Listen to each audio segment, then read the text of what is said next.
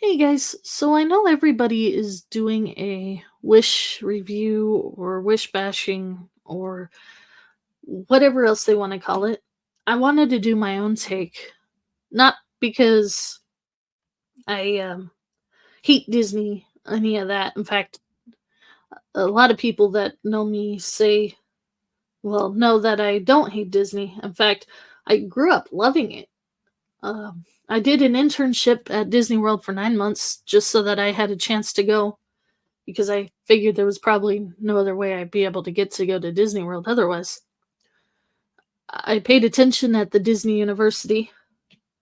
Little did I know back in 2007, it was probably one of the last years Disney was the Disney that my generation grew up with. I even had, the trading pins. I don't know if they still do those anymore or not, where you'd walk around with this big old lanyard and trade um, with the employees. I also had a My Pal Mickey, which was this little interactive stuffed Mickey that would walk around and randomly be propped with either random facts or interactions. My favorite was to take him on the Tower of Terror because he would always like do a little shriek at the end of it and ask not to go back on it. But I mean, it was just fun little things to do. They got rid of that program too. Wish kind of brought me back because it's supposed to be the 100th anniversary. The movie to represent 100 years of Walt Disney's legacy. And well, the Disney company hasn't really put Walt in the movies in a while in terms of his ideas, his imagination, creativity. I mean, he invented a panel system, a planal camera to get the 3D effect on 2D cameras for Bambi, where he's got the overlaying backgrounds that allowed the animals to move in and out. The man, even though he was a dreamer and really bad at finances, luckily his brother was there to help him with that. His imagination sparked magic, basically. He brought drawings to life on a big screen. He is the inventor of the modern animation movie. Shoot, even animatronics was his. He made the animatronics that people had studied and developed. It all came from his imagination.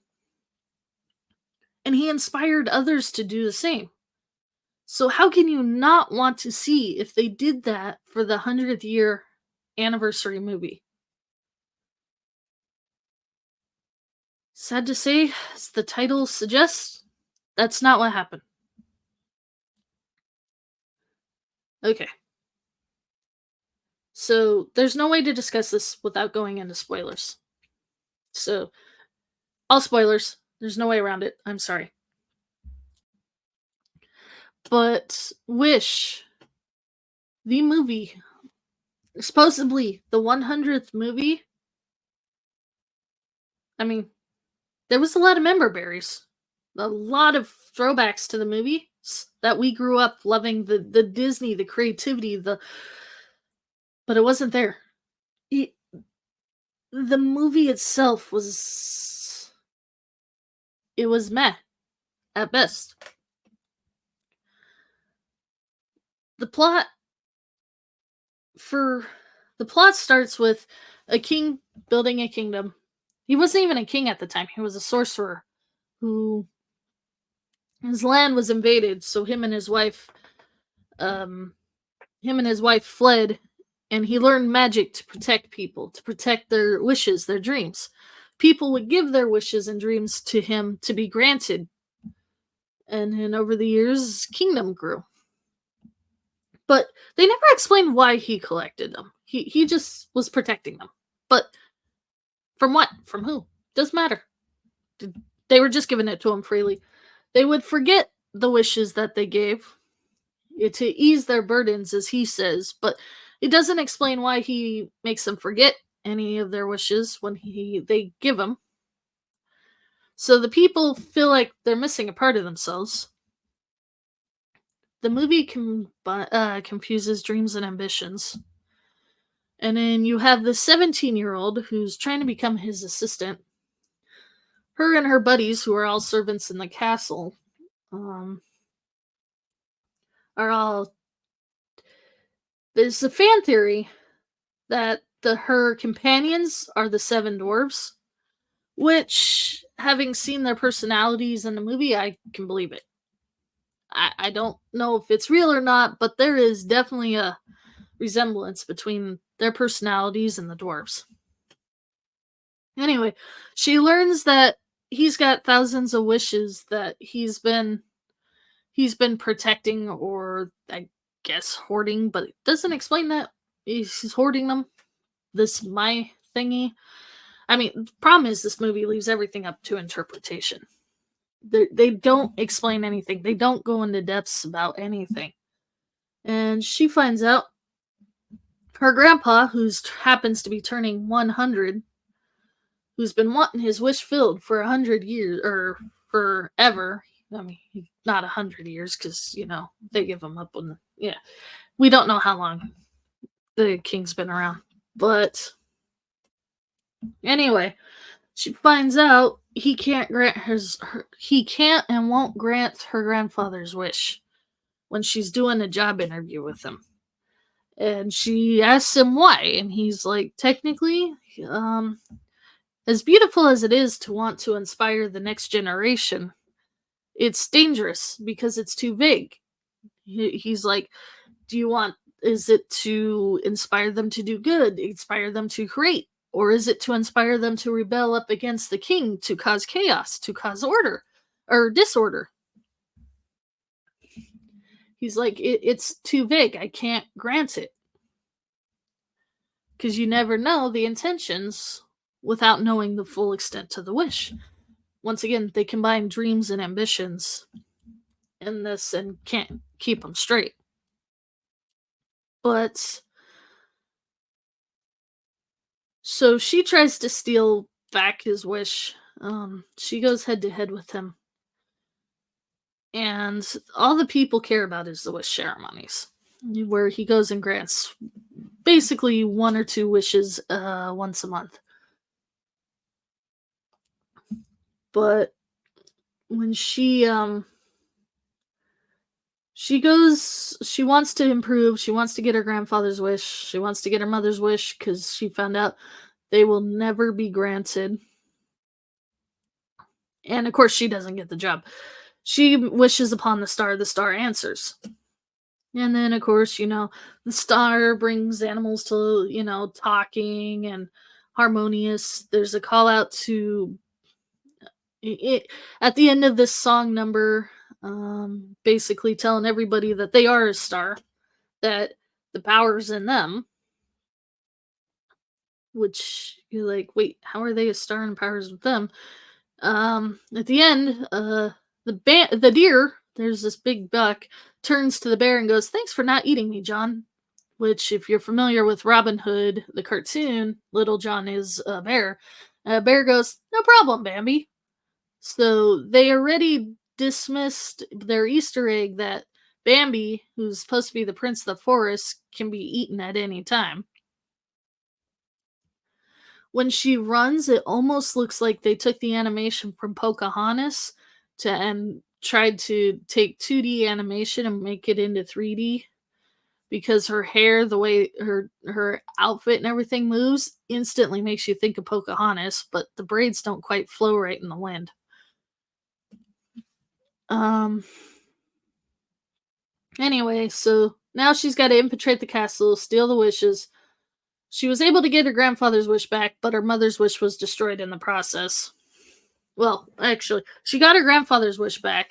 The king comes to her house and destroys her mother's for whatever reason. And you find out when the wishes are destroyed, people lose a part of themselves even more. All they feel is sorrow. All they feel is pain. So they went from feeling and remembering nothing after giving their wishes up to all this pain for who knows what reason.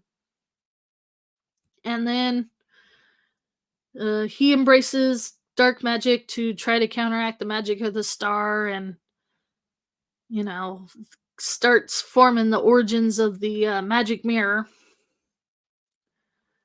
The queen, afraid of him, along with one of the companions, finds out that once you turn to dark magic, there's no coming back, which creates a problem later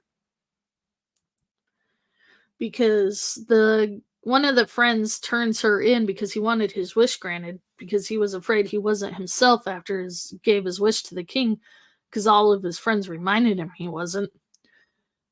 He turns her in and gets and absorbs some of the magic himself, turning his eyes green and very resemblance of Maleficent's magic, actually. And so he becomes an evil knight. Yada yada yada. They go save everything, release the wishes. They have one decent moment where you almost feel like you're watching the movie Disney movie again, where she's trying to stand up against the king and telling everybody that they need a or well, she's not even telling everybody. She's singing a song saying she's a star, basically an homage back to what all the forest creatures were saying. And then the rest of the village got inspired and started somehow magically singing the same song, even though, yeah. Anyway, there's a call out to Peter Pan, whatnot. They defeat the king. King literally becomes the magic mirror thrown in the dungeon somehow. And the evil knight, even though they said there's no redeeming anybody touch that anyone that seeks the dark magic or embraces it or is touched or influenced by it, somehow the companion that became the Dark Knight is perfectly fine. He is redeemable. He's not crazy, nothing like they were saying. And ultimately, Star gives Asha, the main character, the wand and makes her the fairy godmother. Now, this is the part I actually wanted to bring up the most because before I hear if you don't like the movie, you're phobe, you're an is, you're whatever, keep in mind, my generation, I want to show you this. My generation in the late 90s grew up or probably saw, some did, some didn't, the direct to DVD Cinderella 3. In Cinderella 3, Fairy Godmother gets turned to stone, and Anastasia, her stepsister, gets the wand briefly. As you can tell in this picture, the evil stepmother takes the wand and summons, which magically looks like the green magic that we were talking about, that the king was using, all the forces of the universe, turning herself into a fairy godmother. Kind of. She doesn't say she's a fairy godmother, but she absorbs all the powers of the universe to have the same power to wield back time and everything. Which is all fine and dandy. At the end of the movie, they were able to unstone or, break the stone of the fairy godmother, but they never reversed the lore. In fact, the last 2 seconds of the movie, the fairy godmother asked, "Do you want to return back to your original lives?" And they don't acknowledge it. They don't do anything. So they technically retconned the fairy godmother, making both Anastasia and the evil queen, because they had the wand, a fairy godmother. And since then, 1997, Brandy and Whitney Houston. Whitney Houston was a fairy godmother, which for a low budget Disney Channel show, it wasn't bad. Look up her song Impossible. It's simple, but yet at the same time showed more magic than probably all of Wish. And then you got Helena Carter in the live action. The newest fairy godmother is Bill Porter, I think. Bill something, who is a non-binary fairy godmother. So for my generation, each fairy godmother has changed fitting the needs of the movie. It's not a shocker to us that Asha would be a fairy godmother. What it is a shocker is how much they retcon their own stuff. I mean, they did obviously back in this Cinderella 3, did it before, but like I said, Little John withstanding from eating Bambi, or Peter Pan. Peter Pan is in Wish. He wished to make a Neverland, and they destroyed it.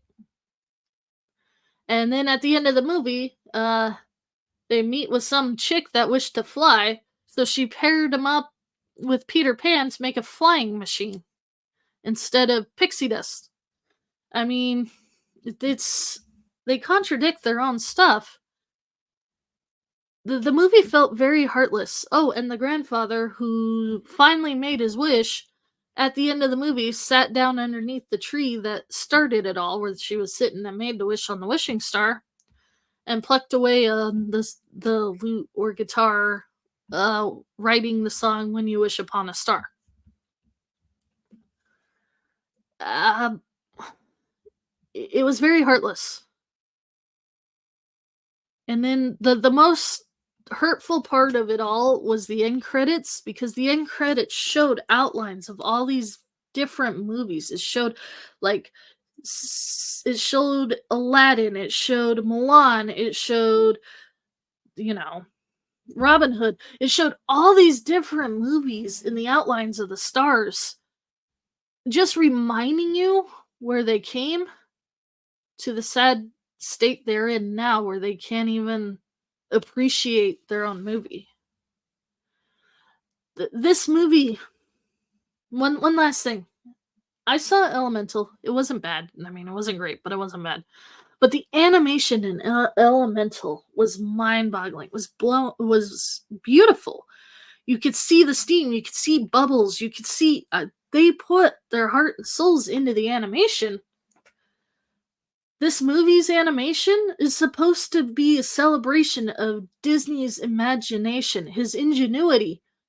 It was very not there. It was almost like a cheap, low budget cartoon animation done on computer CGI. But okay, enough of this. I'm pretty sure you guys are sick of me rambling. But that's just my take on Wish. Have a good one.